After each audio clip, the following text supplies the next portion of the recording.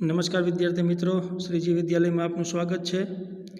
आज આપણે ધોરણ 6 વિષય સામાજિક વિજ્ઞાન જેની અંદર મિત્રો આપણે ઇતિહાસ વિભાગનું છેલ્લું ચેપ્ટર એટલે કે પાઠ 8મો એના વિશે આજે આપણે ચર્ચા કરશું। તો મિત્રો ખાસ કરીને આ પાઠ 8 ની અંદર આપણે જે આગળ પાઠ 1 થી લઈ અને 7 સુધી જે ભણી ગયા એ જ साथे साथ पाठનું થોડું પુનરાવર્તન જેવું આ પાઠની અંદર આવે છે। તો એક રીતના આપણું રિવિઝન પણ થઈ જશે અને આપણો પાઠ પણ અહીંયા 8મો પૂર્ણ થશે, એટલે કે આપણો ઇતિહાસ વિભાગ પૂર્ણ થશે। પછી આપણે આગળ ભૂગોળ તરફ વધશું, એના પાઠો વિશે ચર્ચા કરશું।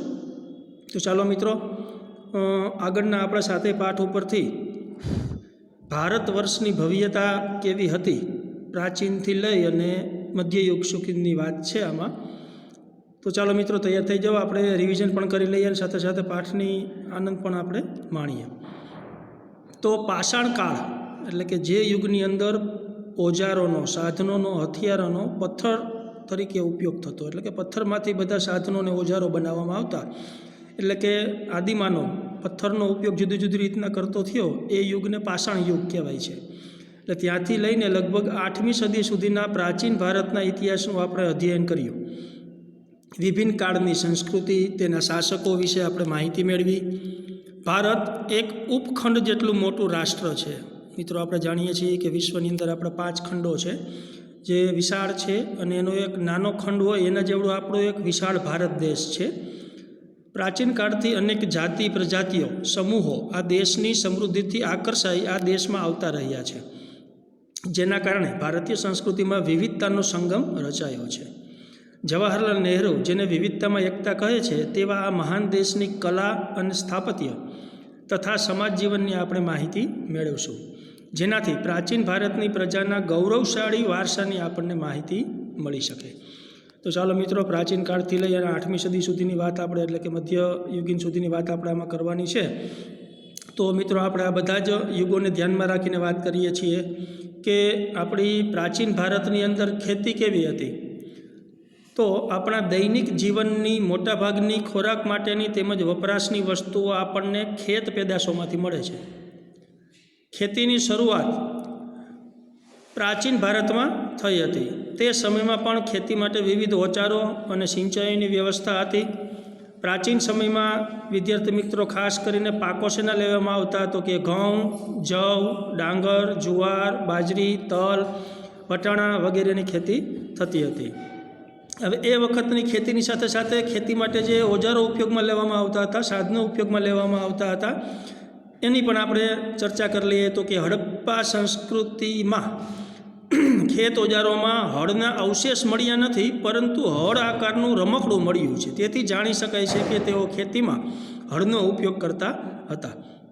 મિત્રો એટલે ઇતિહાસવિદોને ખાસ ખંડન કરતા આવું એ વખતે હળ વાપરતા હશે એવો કોઈ ચોક્કસ પુરાવો નથી પડ્યો, પણ પથ્થરનું એક હળના આકારનું જેને આપણે રમકડું કહી શકીએ, એટલે કે એનો જે હળનો નીચેનો ભાગ હોય છે, જે જમીન ખોદતું હોય છે, એવું એક વસ્તુ રમકડું મળી આવ્યું છે। એના ઉપરથી આપણે અંદાજ લગાવી શકીએ કે કદાચ ત્યારે આવી રીતના હળનો ઉપયોગ કરતા હશે।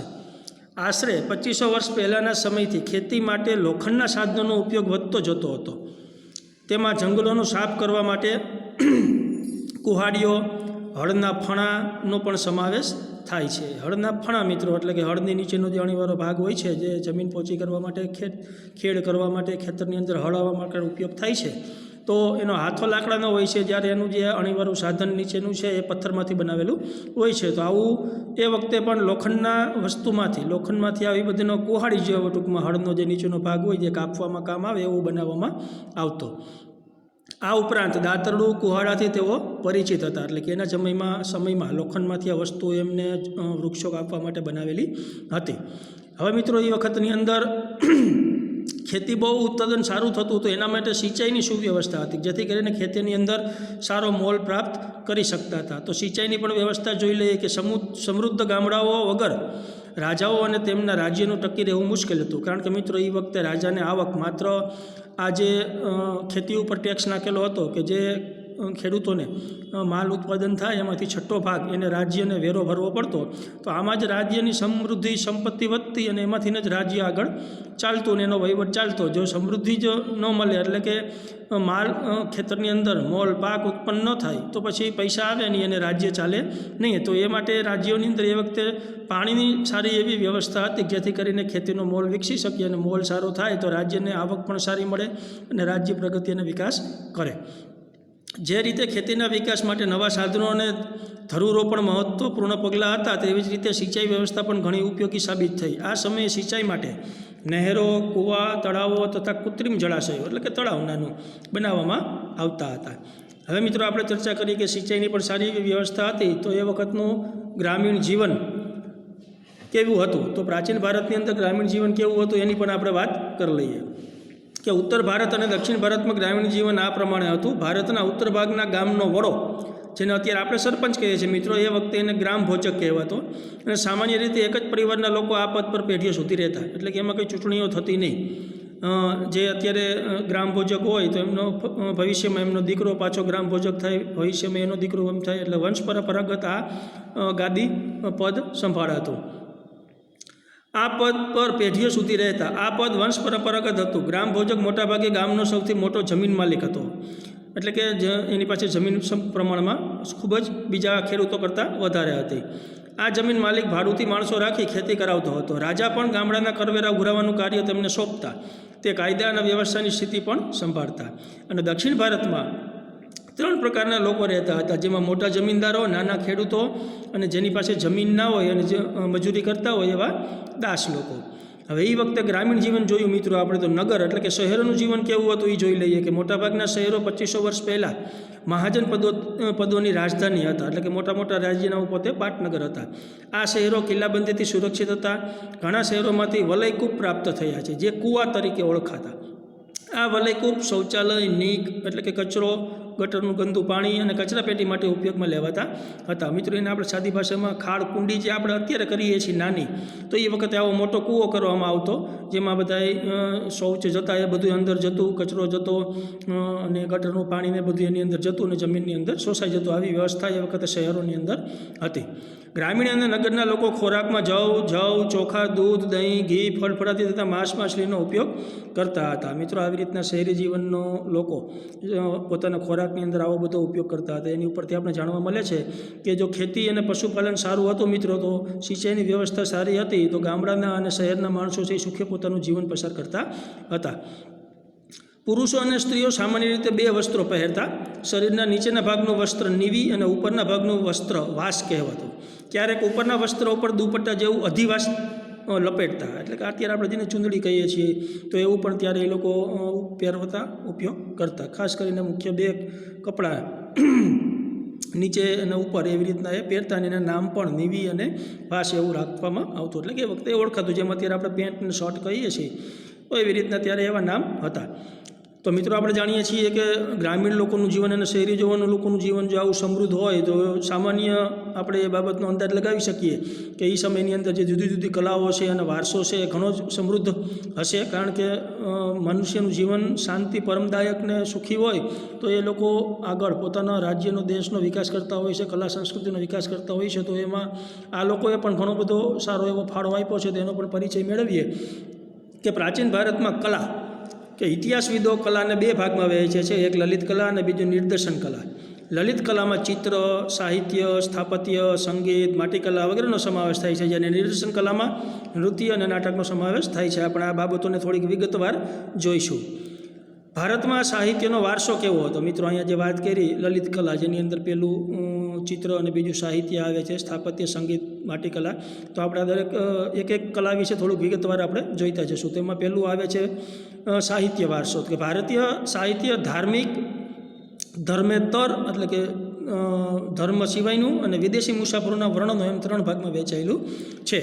મિત્રો, ધાર્મિક એટલે કે ભારતનું પોતાનું ધાર્મિક સાહિત્ય, ધર્મેતર એટલે કે ભારતની અંદર જે ધર્મ છે એના સિવાય બીજા ધર્મનું ઇતર સાહિત્ય, અને વિદેશી મુસાફરો એટલે કે આપણે જાણીએ છીએ મિત્રો કે મધ્યકાળની અંદર, પ્રાચીન કાળની અંદર જુદા જુદા દેશના લોકો અહીંયા ભારતની મુલાકાત માટે આવેલા હતા, અને એ વખતે લોકોએ જે ભારતની પરિસ્થિતિ જોઈ હતી અને એ ઉપરથી એને પોતાના વિદેશી ભાષાના ગ્રંથો પોતે લખાય, અમે એની ચર્ચા કરેલી છે. તો એની પણ અહીંયા આપણે વાત કરવામાં આવી છે. તો કે વિદેશી મુસાફરોએ કેવું વર્ણન કરેલું છે, આવા 3 પ્રકારના સાહિત્ય આપને પ્રાપ્ત થાય છે. તેમાં પહેલું લઈએ આપણે કે ધાર્મિક સાહિત્ય, કે ભારતના સૌથી પ્રાચીન ધાર્મિક સાહિત્યમાં વેદોનો સમાવેશ થાય છે. તેમની સંખ્યા 4 છે: ઋગ્વેદ, યજુર્વેદ, સામવેદ અને અથર્વવેદ.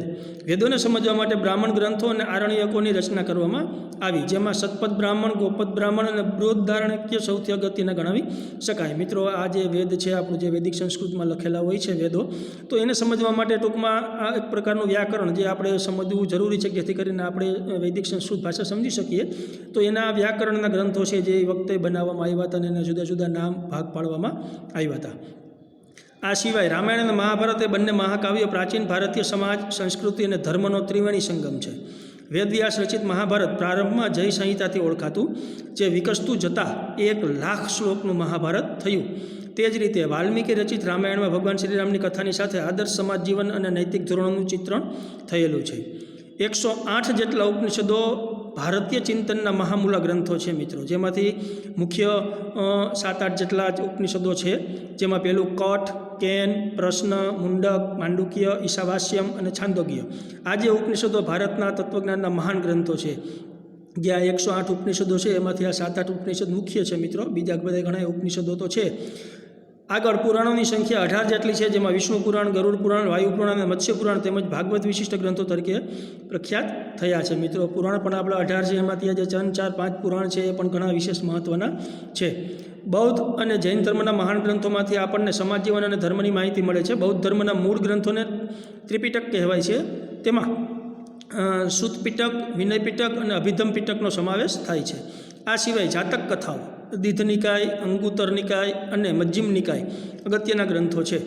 નાગસેનનું મિલિંદ પાનહો અને આર્ય મંજીસી, શ્રીમૂળ કલ્પ અગત્યના બૌદ્ધ ગ્રંથો છે. તિબ્બત ભાષામાં બૌદ્ધ ગ્રંથની કઝાર અને તંઝર 2 સંહિતા પ્રસિદ્ધ છે.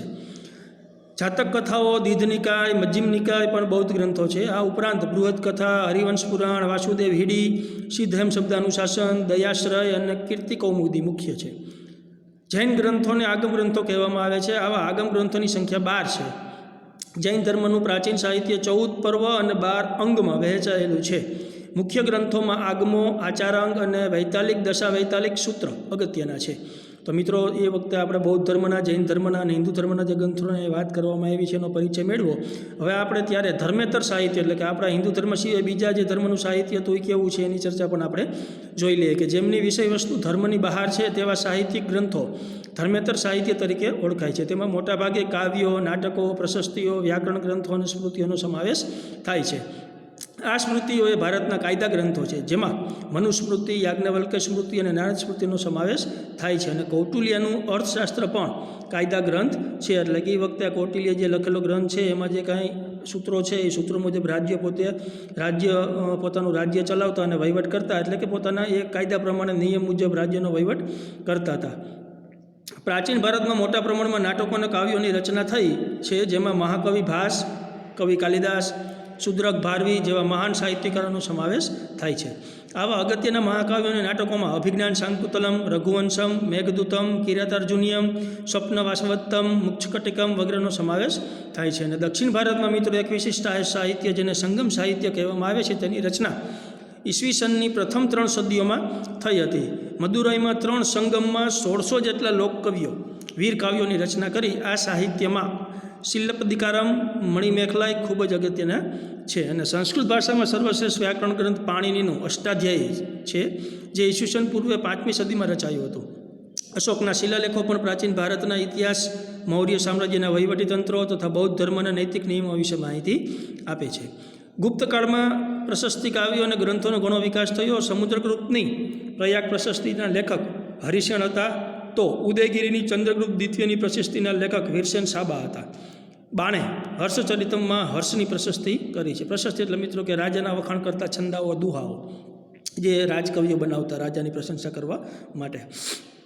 તો મિત્રો આપણે જોયું કે આવી રીતના આ ધર્મેતર જે સાહિત્ય છે એ પણ આપણી પાસે ઉત્તર ભારતમાં અને દક્ષિણ ભારતમાં અને સંસ્કૃતમાં અને જુદા જુદા કાળોની અંદર વિપુલ પ્રમાણમાં રચનાઓ થઈ હતી અને આજે આપણે એ પ્રાપ્ત થાય છે. હવે સાથે એનો ત્રીજો પ્રકાર આપણે કે વિદેશી મુસાફરોના વર્ણનો, કે જે વિદેશી મુસાફરો ભારતની અંદર મુલાકાત લેવા માટે આવ્યા હતા અને એમને ત્યારે જે અહીંયા અનુભવ કર્યો અને પોતાના ભાષાની સાહિત્યની અંદર લખ્યું છે, તો એ પણ આપણે જોઈ લઈએ કે વિદેશી મુસાફરોએ પોતાના ગ્રંથોની અંદર ભારતની કેવી વાત અથવા તો વિશેષતા પ્રગટ કરી છે. તો ભારતમાં સદીઓથી અનેક વિદેશી પ્રવાસીઓ આવતા રહ્યા છે, જેમણે પોતાના ભારત પ્રવાસના વર્ણનો લખ્યા છે. તેમની આ પ્રવાસ નોંધોમાંથી ભારતીય સંસ્કૃતિ અને પ્રજાજીવનની માહિતી મળે છે. આવા મુસાફરોમાં ચંદ્રગુપ્ત મૌર્યના દરબારમાં રહેલા ગ્રીક એલ્ચી મેગેસ્થસનીસ ખૂબ જ અગત્યના છે. તેમણે ઇન્ડિકા નામનો એક ઉત્કૃષ્ટ ગ્રંથ લખ્યો છે, જેમાં મૌર્ય યુગ વિશે આપણને માહિતી પ્રાપ્ત થાય છે. એ જ પ્રમાણે ગ્રીક નાવિક ટોલેમીએ ભૂગોળ વિશે લખેલા ગ્રંથમાં ભારતના બંદરો વિશેની માહિતી મળે છે. ચંદ્રગુપ્ત દ્વિતીયના સમયમાં આવેલ ચીનના મુસાફર ફાહિયાને અને સમ્રાટ હર્ષવર્ધનના સમયમાં આવેલ ચીની મુસાફર યુઆન સ્વાંગે તત્કાલીન ભારતીય સમાજ જીવન, શાસકો અને સંસ્કૃતિનું અદ્ભુત ચિત્રણ કરેલું છે. તો જોયો મિત્રો આપણે અહીંયા કે ખાસ કરીને છેક પહેલા પાઠથી લઈ અને આપણે 7મા પાઠ સુધીની દરેક મોટાભાગનું 90% જેટલું આપણે એ પાઠની અંદર જે કંઈ ભણી ગયા છીએ એ જ બધી આમાં વસ્તુઓ આખા ભારતનો ભવ્ય જે વારસો છે એની અંદર લેવામાં આવી છે. તો ચાલો મિત્રો, આશા રાખું છું કે તમને આ રિવિઝન સરસ મજાનું થઈ ગયું હશે અને આપણો પાઠ પણ જે કંઈ થોડી ઘણી માહિતી આપણે 10% વધારાની આમાંથી વિશેષ પ્રાપ્ત થાય છે, જ્યાં કે એકી સાથે બધી માહિતી આપી છે એટલે આપને પણ થોડીક વિશેષતા લાગે. તો ખાસ કરીને મિત્રો આના માટે હું તમને એક, જેમ દર વખતે વોટ્સએપમાં એક વિડીયો મોકલું છું, એ વિડીયો પણ તમને મોકલું છું, જેથી કરીને તમને સચિત્ર અને લીટીએ લીટી સહિત આ વસ્તુ તમને જાણવા મળશે એટલે વધારે આનંદ આવશે અને સરળતાથી યાદ રહી જશે. તો ચાલો મિત્રો, હવે આના પછીનો આગળના જે આપણા પાઠના મુદ્દા છે એ આપણે બીજા વિડીયોમાં લેશું. ત્યાં સુધી સર્વે વિદ્યાર્થીઓને નમસ્કાર.